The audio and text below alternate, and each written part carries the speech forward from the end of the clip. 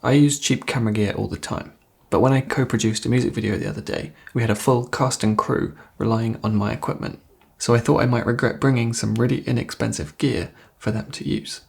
Today I'm going to show you 4 of the least expensive bits of kit from the shoot, all under $30 each, and we'll see if they helped or harmed us. Now first of all, on this shoot there was plenty of expensive gear too. We had some anamorphic lenses, a Panasonic S1H, and quite a bit of lighting gear. But there were a few things on set that were so cheap, it might have been a bit irresponsible for me to bring them on a set with a professional cast and crew. Now I chose the first cheap product because we were shooting with anamorphic lenses. They can't focus as close as a regular lens would, so I can't move any closer than this without being blurry. But I found these diopters for $25 that should work like reading glasses for the lens. At $6 a piece, I was skeptical.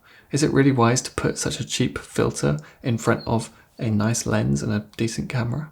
Also, a brand that I've actually heard of makes a set that costs 10 times more, so maybe I should invest in that. I'm definitely not spending nearly $5k for a set of 3 diopters. It must take real courage to drop that kind of cash on something with 0 reviews, no item description, and you can't even get a refund if you don't like it. So I went for the option that's 191 times cheaper and somehow not terrible.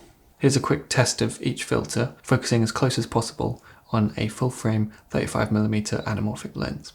I like the +4 filter, can't really see any issues with this image, whereas the +10 is pushing it a bit.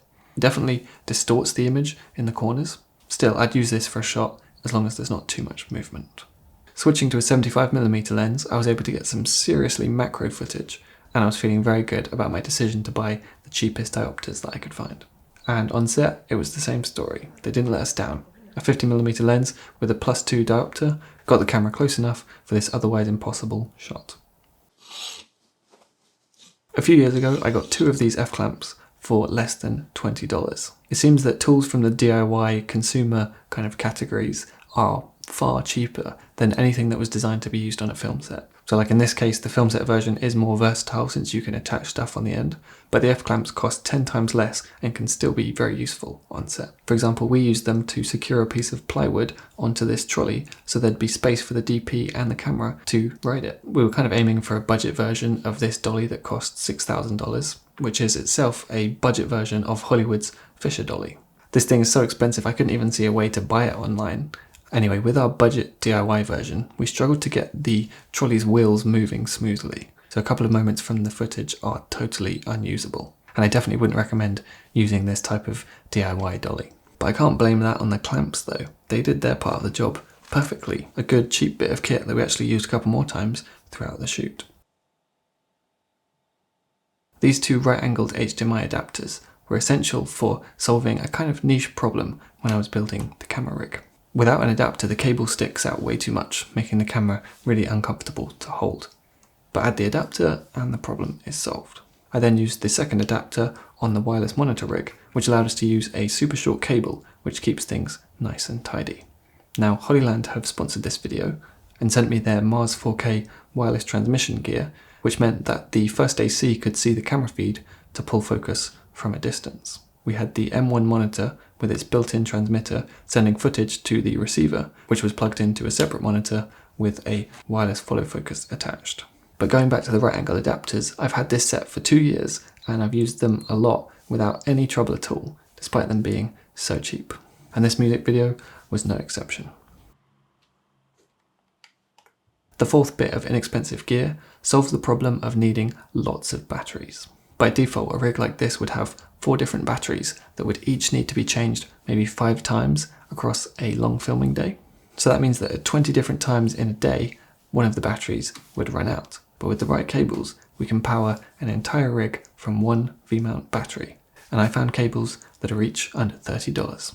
This $25 NPF to DTAP cable works with all kinds of different accessories, so I had it powering the M1 and then sent power and video to the EVF thanks to the M1's DC output and HDMI loop through.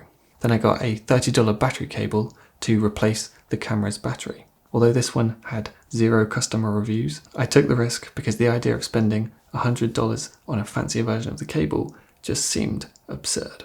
Turning the camera on for the first time with a cheap cable was a little nerve-wracking, but sure enough, it worked perfectly. So the whole rig was powered from this one battery. When it's running low, we can just switch it and keep the entire rig going for a few more hours.